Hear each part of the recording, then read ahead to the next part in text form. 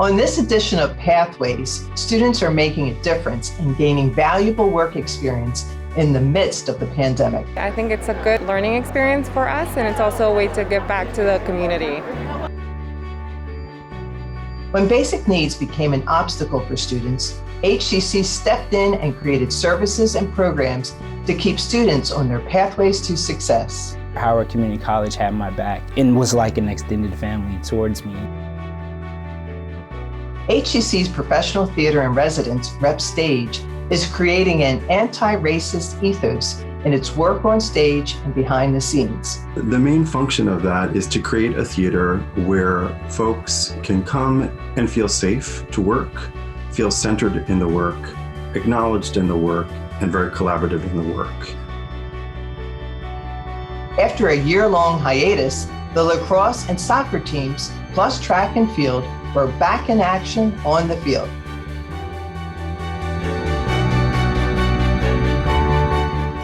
Hello and welcome to Pathways. I am Dr. Kate Hetherington. It's hard to believe it's been over a year since COVID-19 has changed the way we live and work. The global pandemic shifted the educational landscape and required the college to be agile in new ways. While challenging, this shift has also created new opportunities. HCC is Howard County's mass vaccination clinic site, providing the perfect training for future healthcare professionals. Nursing students and faculty from Howard Community College were among the many volunteers who helped with the vaccination clinic located at the college's Athletics and Fitness Center. For the students, it was a chance to be on the front lines and get some valuable hands-on experience. This is actually my first vaccine clinic, and it's been exciting. Every time when we first get here, the students seem to be really anxious because, well, Dr. Farrell, Professor Farrell, I haven't done this before. And I'm like, that's okay. When you leave here, you're going to feel like a pro. I think it's really important that they have the opportunity to do something like that. I think it's great. I think it's a good learning experience for us, and it's also a way to give back to the community. I think it's great because it builds that partnership with the Howard County Health Department, and that's part of HCC's, mission, vision, and values. And I think just being out there and helping the community members, now actually protecting them from this virus that started the pandemic back in March of 2020, that we're really now making a bigger difference that's out there. And it's really, satisfying knowing that we're, having a larger role out in the community. After a year when almost everything they learned was done virtually, the students were excited to work with real patients. I think it's a great experience because you're learning more of like communicating with patients. So it makes you more confident when you're in your clinical setting. Well, you get to interact with people, and I think that everyone's been having a really positive reaction, which has been nice. Some people were nervous, but it's nice to be able to talk to them and explain to them that they don't have to be nervous. And both students and faculty are happy that the learning experience has gone from virtual back to personal. I'm just excited for, the future. I'm excited for the students, and now that they're able to come back more on campus, that they're back at the clinical sites, working with real patients, getting their hands on. I know my clinical group this semester, they were just like, oh my gosh, this has been fantastic. Again, day one, they were very nervous, and now the very end of this semester that we're at right now, they're just like, this has been absolutely fantastic. In pursuing their educational goals, many students struggle with meeting basic needs like food, shelter, and transportation. A 2019 nationwide study conducted by the Hope Center for College, Community, and Justice found that 45% of college students experienced food insecurity in the prior 30 days, while 56% were housing insecure and 17% were homeless in the previous year. At HCC, we have worked to build a network of services and programs to address student needs. The best way to get out of a food insecure situation is a college degree. And so it's so important that we keep students in school, but we have to help them and help feed them. For us to be able to retain these students at this college and make sure they're successful, we have to make sure that even the most basic needs are taken care of because it's all interconnected. Basic needs insecurities is a real challenge for college students, and that is why HCC offers programs and resources to help students get food so that they can stay in college. In January 2020, HCC launched a new program for students experiencing food insecurity named Fueling Dragons. Through a partnership with Howard County's Roving Radish program, Fueling Dragons offers HCC students meal kits and credits to shop for produce and meat at the Roving Radish Marketplace. As an educational resource, Fueling Dragons offers cooking videos demonstrating healthy recipes that can be prepared with simple ingredients. The concept behind Fueling Dragons is really provide a healthy access to food for students who are suffering from food insecurity. We want to educate students about nutrition, healthy foods. We want to provide them the access to the healthy foods, and we want to provide a supportive environment where they can get those healthy foods. Most of my feedback is, you have no idea how much this helps me. And it's so I can't believe I'm getting emotional, but it is so heartwarming. They are so grateful. They're like, I have 2 kids and I could not feed them unless I had this program. They need this. They need it so much, and they're so thankful. When the campus food pantry temporarily closed during the COVID pandemic, HCC assisted by connecting students to local food banks, offering grocery store gift cards, and hosting food giveaways. We did a stock your home pantry. We did non-perishables, so students could kind of stock their pantry. And then the following week, Public Health offered a fresh food giveaway, so that stocked the fridge. So we kind of tried to take care of both of those needs with both of those events. The Howard Community College Helping Hands Fund is another resource available. The fund provides students with emergency money to assist with unexpected energy bills and unforeseen expenses such as car repairs and housing costs. Towards the end of my academic career here, we were actually dealing with an eviction. So the Helping Hands program actually gave money to help get through that situation of sorts. The eviction still happened, unfortunately. And then also, I got into a car accident. And that was something that I used the Helping Hands with to make sure I had a vehicle to get to class and finish up the semester, to ensure that I graduated. So without the Helping Hands and the resources here at Howard Community College, I wouldn't have been able to buy a new car. It would have been hard to finish up with the semester. Howard Community College had my back and was like an extended family towards me, in that time of need. We have received great news. Keenan Eldridge was accepted into Johns Hopkins University's Clinical Mental Health Counseling Graduate Program, where he will pursue his master's in science degree. We wish him the best.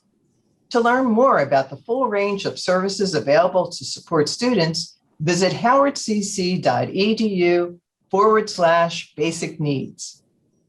Responding to the needs of our students and the workforce has been a driving force behind all that we do. The pandemic called on us to explore ways to support students remotely, as well as create direct pathways to employment. Here to talk more about these initiatives is Mina Wu, Associate Vice President of Continuing Education and Workforce Development, Betty Noble, Acting Dean of Business and Computers, and Mark Edelin, Chair of Engineering and Technology. Welcome to the show. Mina, I'm going to begin with you. How have workforce training and career-focused programs adapted to the shift in education during the pandemic?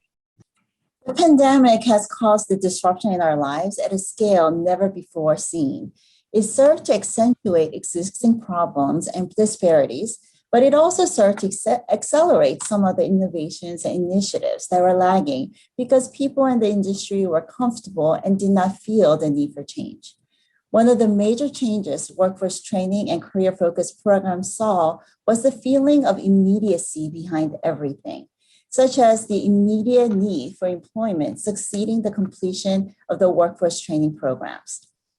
People who are displaced needed an intensive short-term training programs to get them equipped and be ready to jump right back into work right away.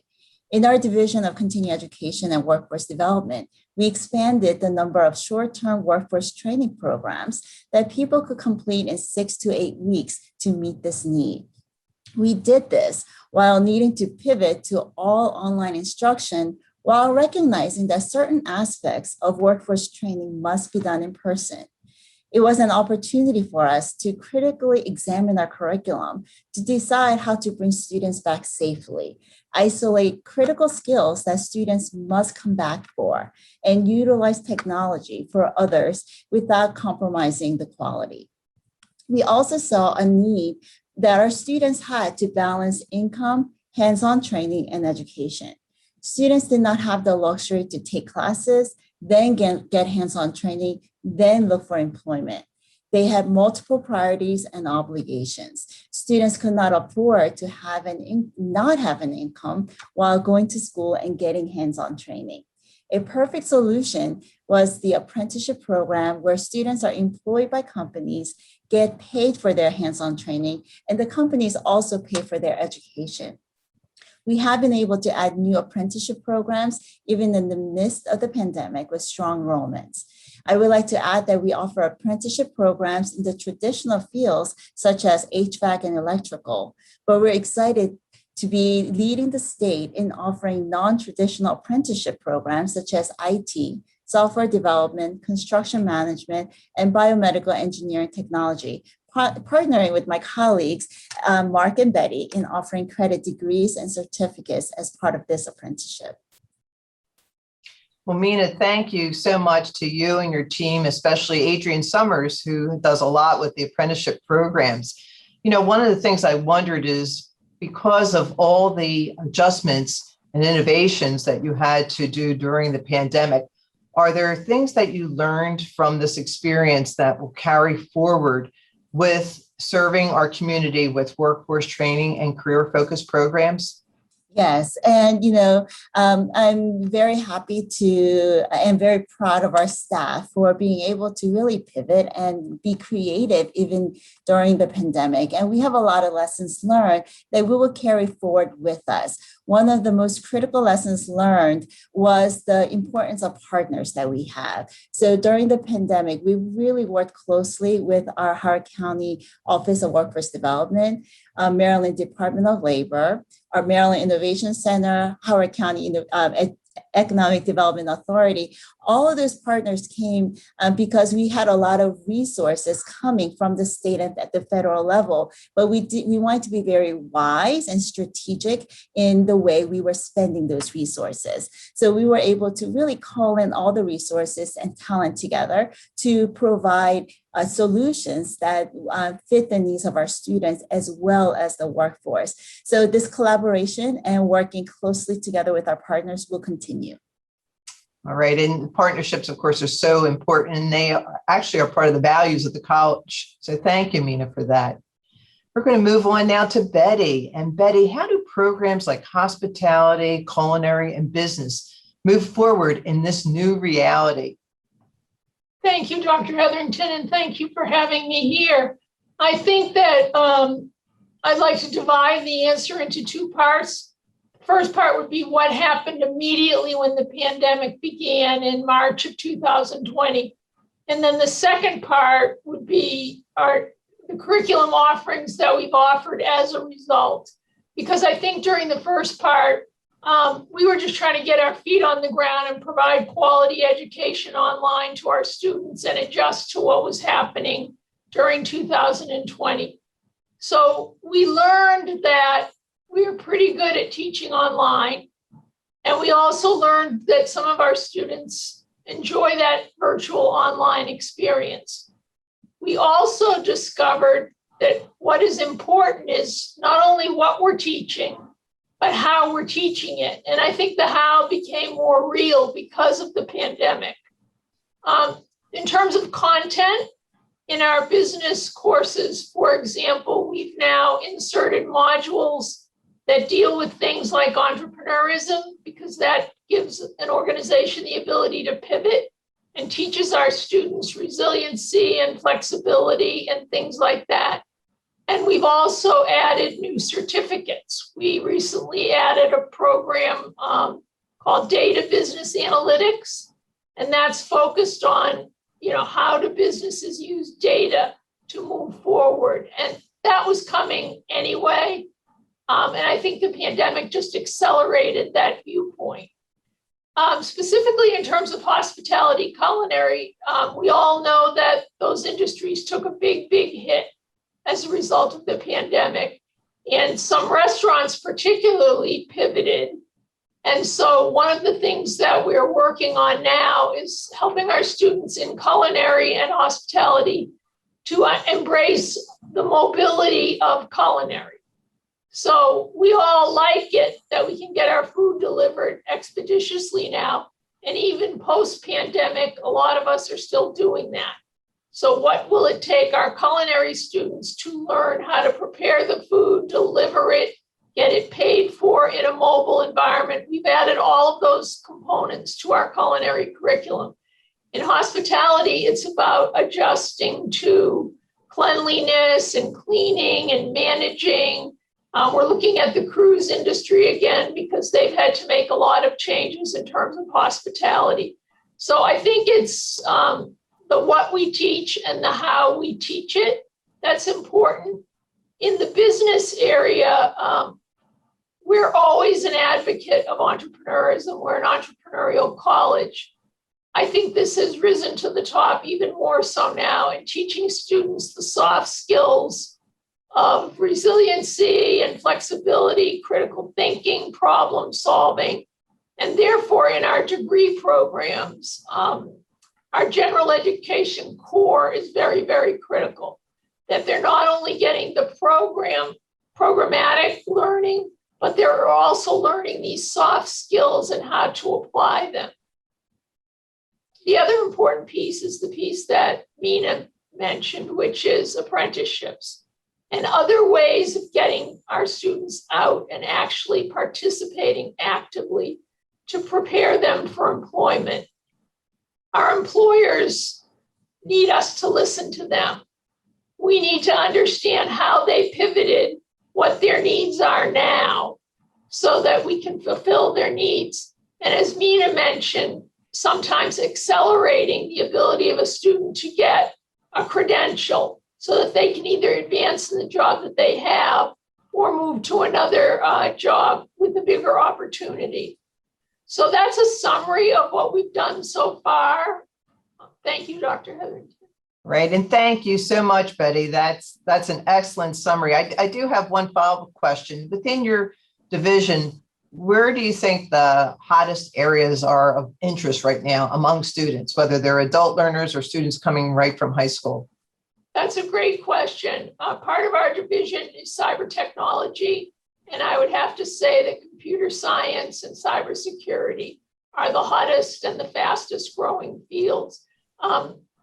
Look what just happened in the last 2 weeks with Coastal and all those other places, and the need to protect our businesses, our government is just heightened all the time. So those two programs are very popular.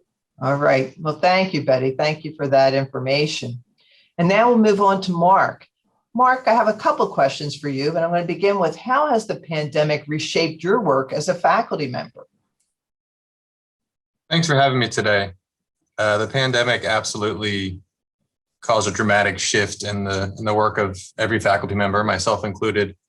I think for many people, it reminded us of our first semester or first year teaching, because teaching a course in a new format is a lot like teaching a course for the very first time, in the sense that you really need to rethink and look at the course with a fresh set of eyes and almost start with a blank slate and thinking about how you design and deliver the content. So I think many faculty members went through that experience for every course that they taught over the past year.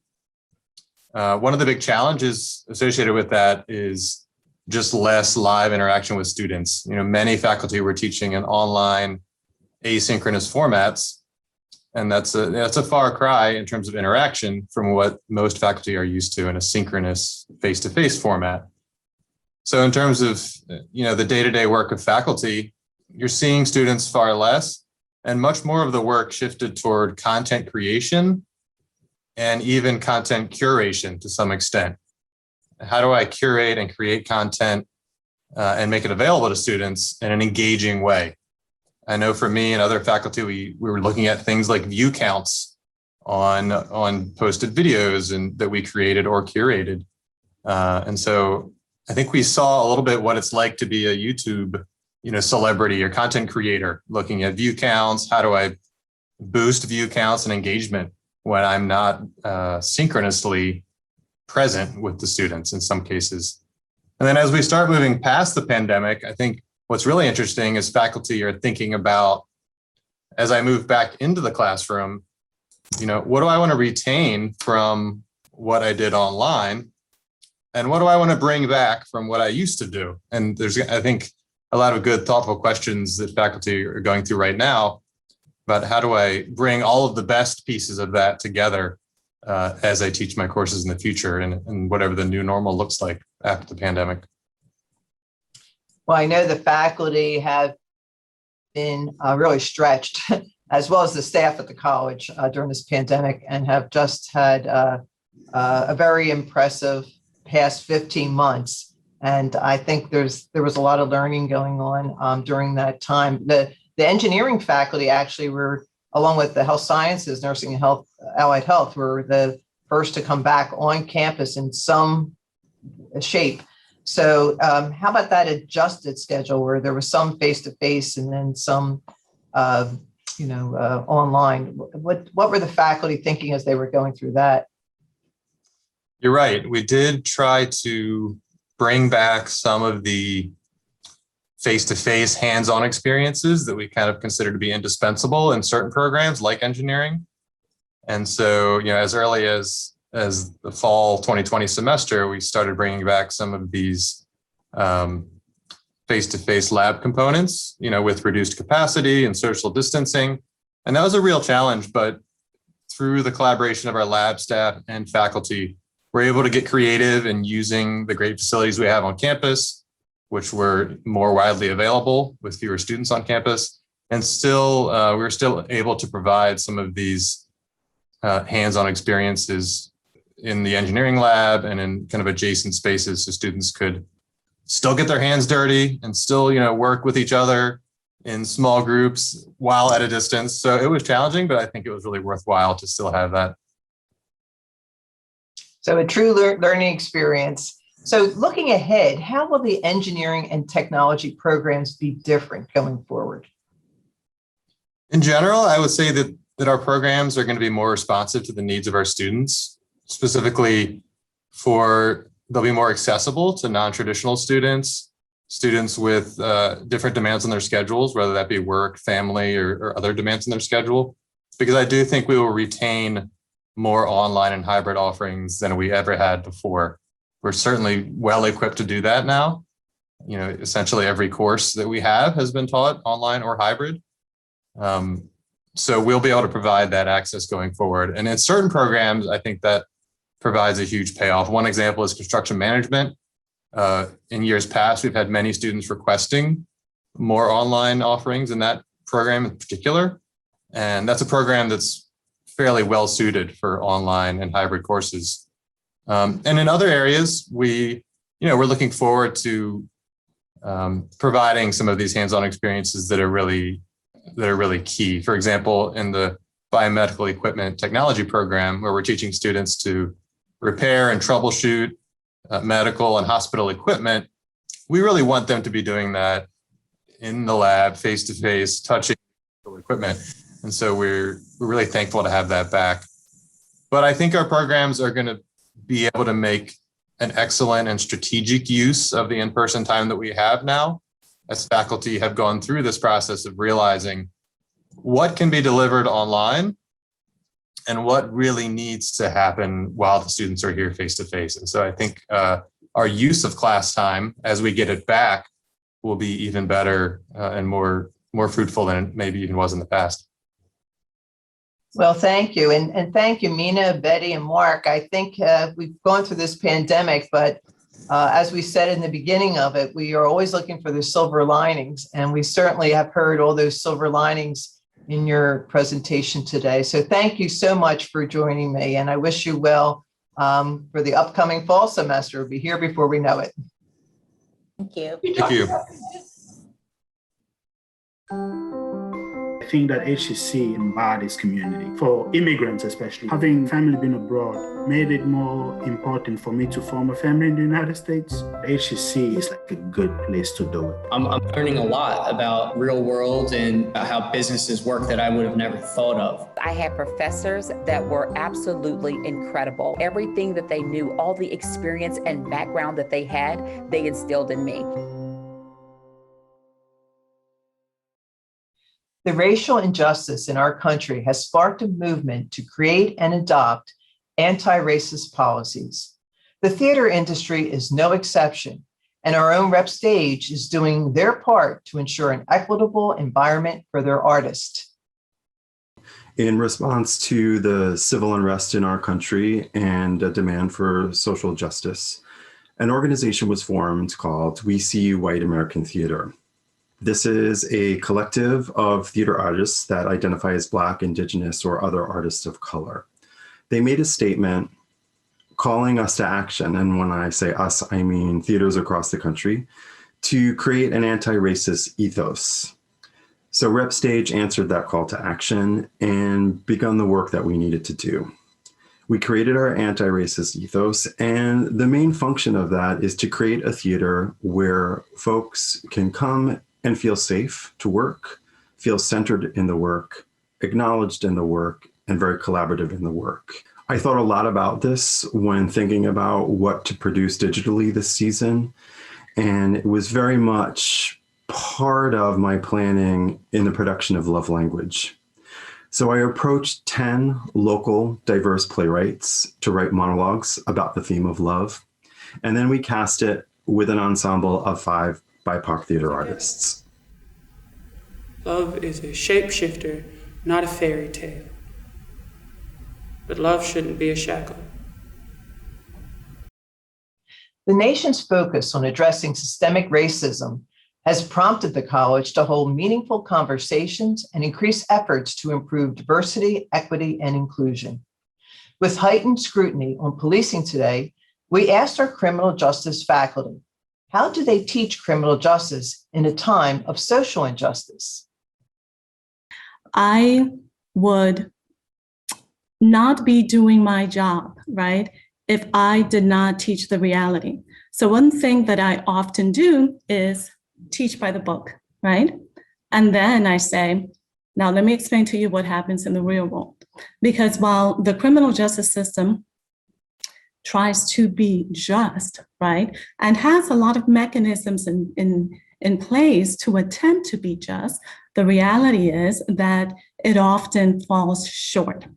And it is my job as an instructor in teaching my truth to expose my students to that. I call it 180 degrees of knowledge, in that I try to have them look through the lens of everybody who would be involved in an incident. If there is a police incident, look through the lens of both the victim and the police officer and maybe the bystander.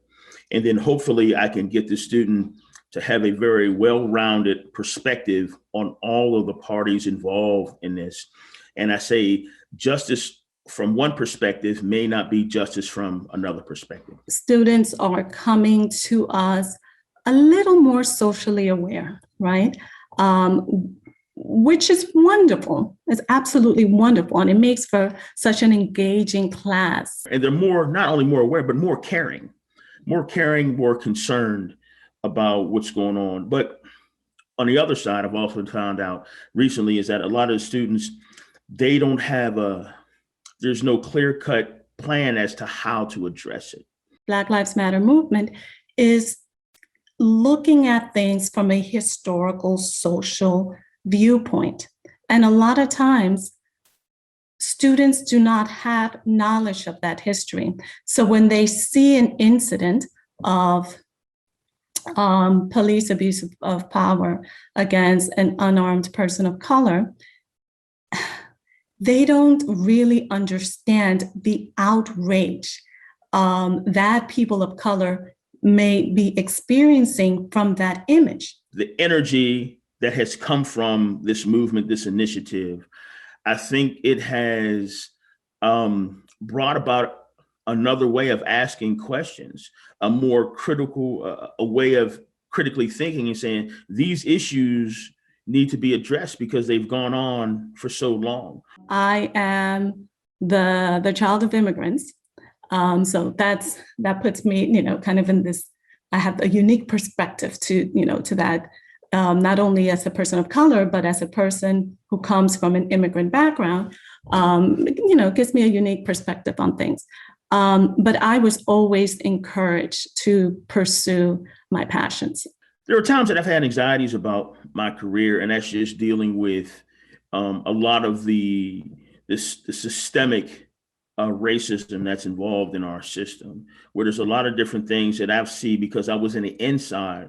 I could see that these things were applicable, but I wasn't in a position to change them. While I have experienced some pushback professionally as a woman of color, right? It's for me, it's something that empowers me and makes me realize that we need more people that look like me, right? At the table, and our voices need to be heard. This is a great field, but there's another side of this field. And the side of this field is that you are part of a process in which is going to make people captives, right, wrong, or indifferent as to what they've done to be in that system.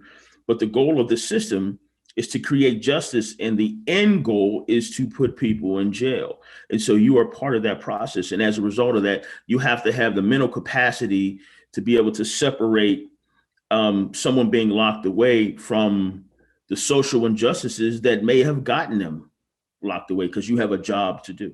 While the system strives to be just, it fails miserably sometimes. So we need a new generation of people who are not only aware of the deficiencies in the criminal justice system, aware of the implicit biases that exist in our society, but willing to do something about it. So if you're thinking about a career in criminal justice system, do it, do it, do it.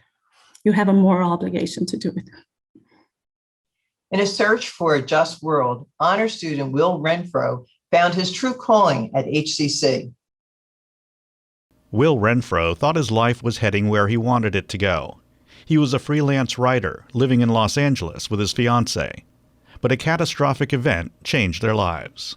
2 days after Thanksgiving, November 2017, my fiance at the time and I experienced an apartment fire, and we lost everything, including years and years worth of my writing. But we decided to move closer to her family here in Maryland, and we ended up in Howard County. So today my priority is providing a safe, clean environment for my daughter, and that's everything Howard County is. Will decided to make a change of direction in his life. He came to Howard Community College and quickly took an interest in philosophy. Will became an honors student, and he credits the personalized experience he received from Howard Pride with helping get there. I consider them like family. They offer mentorship and tutoring, math tutoring. And aside from that, it gives me an opportunity to see men that look like me at work. Will plans to attend the University of Baltimore as a student in their philosophy, law, and ethics program, and eventually head to law school. He says the Black Lives Matter movement and the killing of George Floyd left him with a deep interest in criminal justice. As a person of color or as a Black man in America, I do not want to be pigeonholed. I don't want to be confined to one rule of thought, right? I want to be free to explore different ideas, and I want to be free to grow. And what advice would he have for his daughter and future students? I tell her to rebel. I tell her to challenge the status quo, not simply for the purpose of rebelling, but for the purpose of finding the truth. I would say the same thing to fellow students, especially studying criminal justice, is to challenge the status quo. Creating pathways to success for our students is the mainstay of the college. Honor student Amira Cooper, a Ralph Scholar, recently received the news that she was the recipient of a nationally prestigious Cook Undergraduate Transfer Scholarship. The Jack Kent Cooke Scholarship, I didn't actually think that I would get it. You know, there were 1,300 applicants this year, right? And guess what? So you have been selected as a winner of the Jack Kent Cooke Undergraduate Transfer Scholarship. Yeah. I am still in a state of shock, and I will probably not process it even after this is aired. I am going to UMBC to get a secondary education degree and an English degree. People thought I would be a great teacher because of the way that I treat people fairly, and also how I make classes, because during summer camp we're given an opportunity to teach a class, and how I made the class fun. School should be a lot more than tests and quizzes and standardized testing and competitions. You're supposed to find yourself in school, and I want to give my students that revelation that, oh, I can do this, I can be this, whatever they want in the future.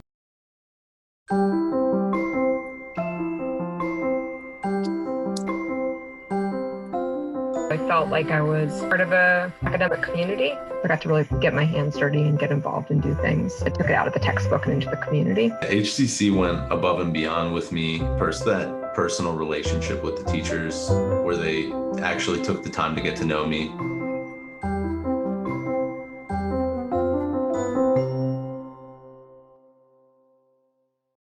The pandemic created many challenges for HCC staff, faculty, and students, but that did not dampen our innovative spirit.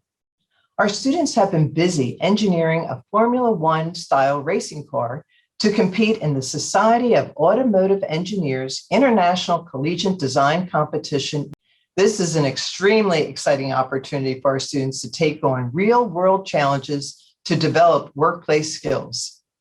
During the pandemic, the Howard Community College Educational Foundation moved to virtual events to continue to provide students with scholarships, grants, and programs despite the pandemic. The 22nd annual Silas Craft Collegians Program Dinner raised over $40,000 to support the Silas Craft Collegians Endowment and Program. The President's Gala raised over $300,000, the highest net amount ever in the college's history, while commemorating HCC's 50th anniversary and celebrating the winning of the 2019 Malcolm Baldrige National Quality Award. Music, guest appearances, and 50 years of history made this event an evening to remember. We are so thankful for all of those who contributed to the success of our students through generous contributions of both money and time. Working with mentors is a fantastic way for students to learn from business professionals and for mentors to give back to the community. The college has been connecting mentors with HCC's Rouse Scholars program for over 8 years, but there was a need to do more. Leaders of the college's Howard Pride program for Black males and Ambiciones for Hispanic and Latino students knew their students would benefit from mentors. We had heard from the cohort leaders that their students felt that they couldn't see it, they couldn't be it. In the past, we had helped bring speakers in to their seminars to talk about career paths, but we wanted to give them an experience of one-on-one mentoring. So how did we do that?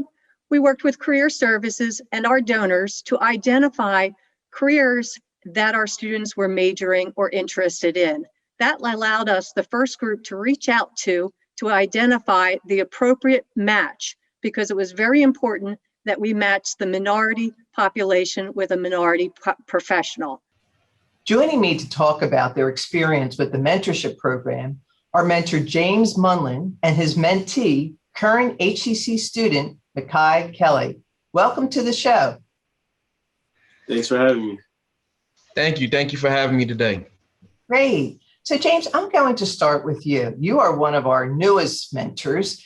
So I'd like to hear how you even began. How did you get started? And how's the experience been for you? Well, funny story. I mean, I never saw myself as a mentor to anyone, but my mother is an elementary school teacher at the school that I went to. So I found myself stopping by for career day one day and speaking to some students. And I'm like, they don't want to hear what I have to say. But honestly, the response for them was amazing. And it made me realize that, you know, the youth want to hear from people who have come through similar situations as them. So I've looked for every opportunity that I could find to be able to help and give back from that point forward. And this has been a very rewarding experience. It is always, when you're young and you're trying to figure your way through school and what you want to do with your future, there's a lot of questions to be answered. So any help guiding a young person through that process, I'm always willing to give. And how long have you been serving as a mentor? It sounds like you got to start at your mom's school. And how long have you been doing this? Actually, as I look back at it, I've probably been doing this over 10 years now. Wow, that's impressive. So it is. I haven't realized that much time has passed. Yeah.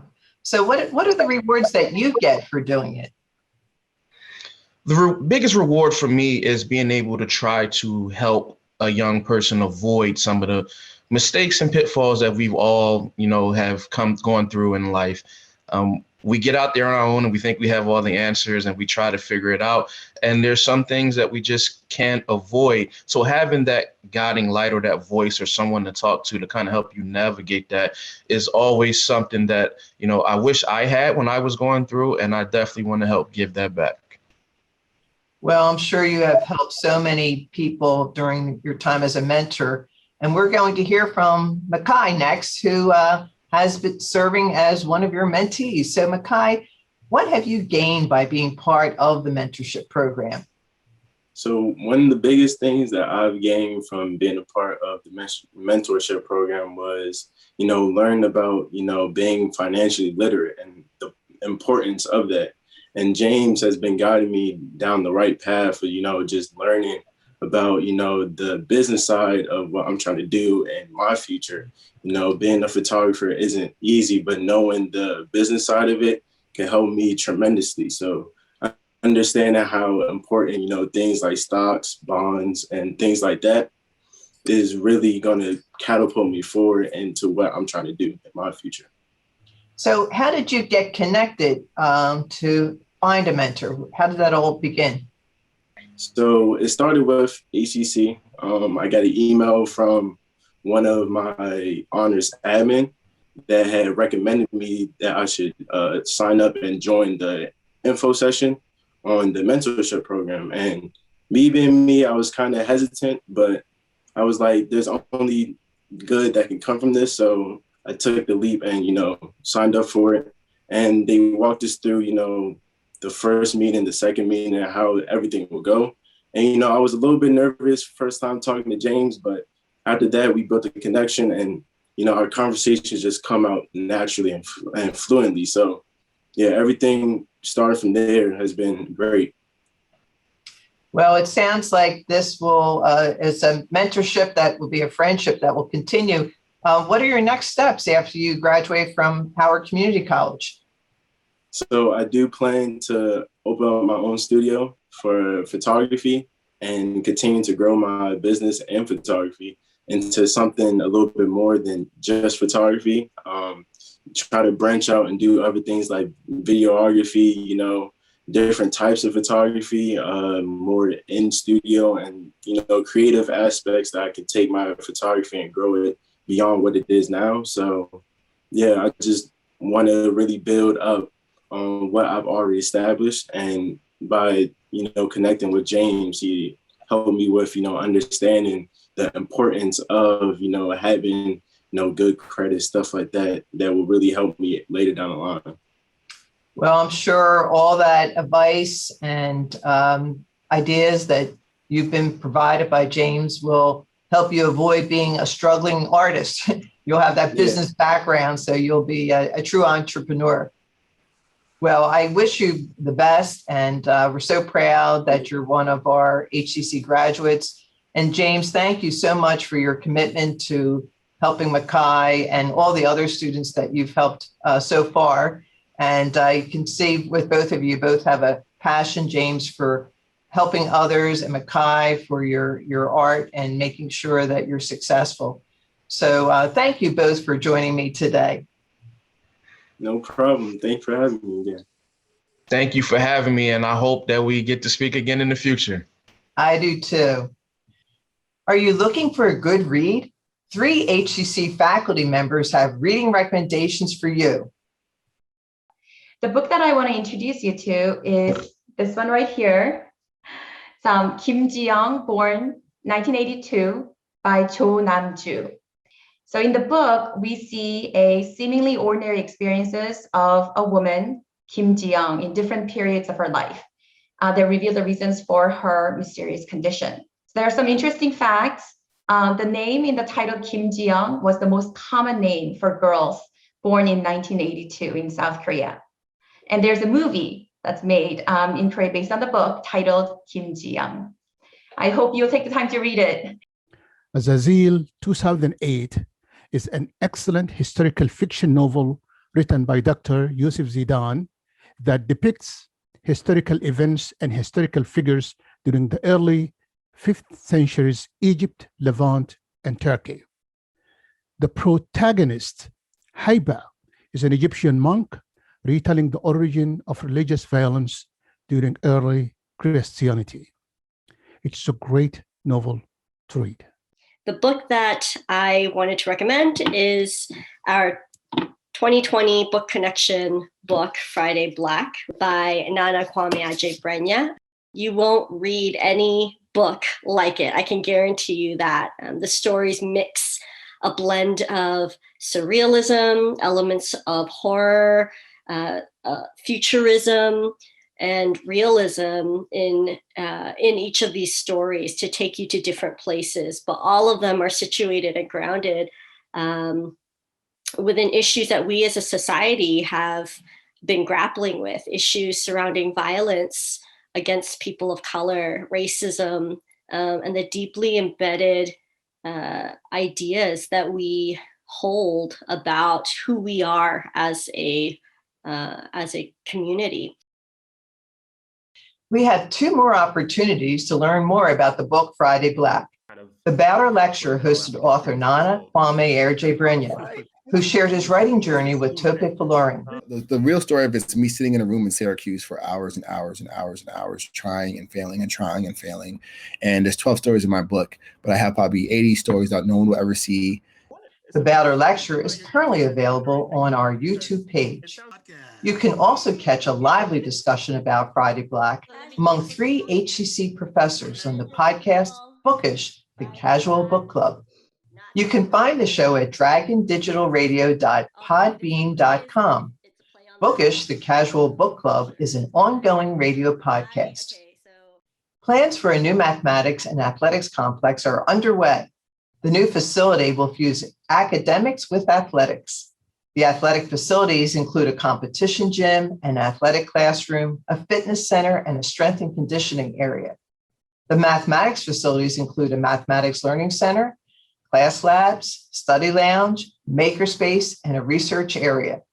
The design is an innovative and creative approach to serving students and the community. Although the pandemic put a hold on in-person sports, our esports program launched with enthusiasm. Howard Community College Esports, we won 2 conference championships in our first season, one in League of Legends, one in Rocket League. Congratulations to the Howard Community College Dragons for being our inaugural champions. We all knew that we were just going to win it. I don't think anybody even thought that losing was a possibility, to be honest. Just because we knew how well we worked together. Everyone was fully committed. We had such a, I don't know what was going on that day. Everyone had a huge morale boost. Everyone was all focused. Congratulations to Howard Community College. They are your NECC East Challengers champions. We were all nervous playing because it was all of our first title games. And as the games went on, we all started to work together more, play as good as we could, and it all just worked out in the end. That was the biggest moment we had all season. We took down schools like University of Alabama, West Point Academy, Dartmouth. During the whole season, that was probably our best communication, I guess, because we were so nervous against going up against the Ivy League school that we all just kind of came together. I think that our team is going to be very successful in this upcoming season. We're just going to keep practicing as much as we can, and we're going to make sure we keep that title. Congratulations to all our student athletes on the esports team for a successful inaugural season. In-person competition finally returned this spring for track and field, soccer, and lacrosse. I haven't played a full quarter game in 2 years, so it just feels really good to finally get the chance to compete again. I'm out here every day competing at practice, but sometimes I'm just ready to, see different faces and just go against people I don't know. So it feels real good to be back finally. Yeah, it was really difficult to not get together last spring, and then throughout the fall we were just practicing, so it seemed like it was never-ending practices. But then once the games finally started, I felt like it was all worth it, all the practices for months at a time. We finally got to games. I'm just so thankful that we're out here throughout everything and everything we've been through, struggling with COVID and everything. It's really nice to get back out. Being drawn away from HCC and not having a real season in the fall, it was really hard, I think, on everyone physically and mentally as a team. We weren't able to bond. When we did have practices, all it was practice. There wasn't the reward of playing games. Now that we're really in full course and full swing of things, it's been great getting to know everyone, every single person on this team. Oh, it's amazing. It's my favorite thing in the world, playing lacrosse. It's indescribable. I've been waiting for this moment for a year now. A lot of guys haven't played in 2 years on our team, so that night before, all you're thinking about is the game, what the outcome's going to be. I miss the team aspect, scoring a goal and all your teammates bringing it in and hugging you. As you saw, the game winner Drew had. I just miss being on the sideline with everybody screaming and yelling. Just miss the fans. I mean, obviously we had limited fans today, but I just missed everything about it. This is where I really, really belong. I love being on the field, and I love being with my team, and I love coaching, helping guys get to places they wouldn't be able to get to without lacrosse. And to see these guys excel and move on and become young men, or be young men, but then become men and have families and get degrees and all that stuff. That's why I do this. And so, this is heaven for me, being able to coach. That wraps this edition of Pathways. Thank you for joining me.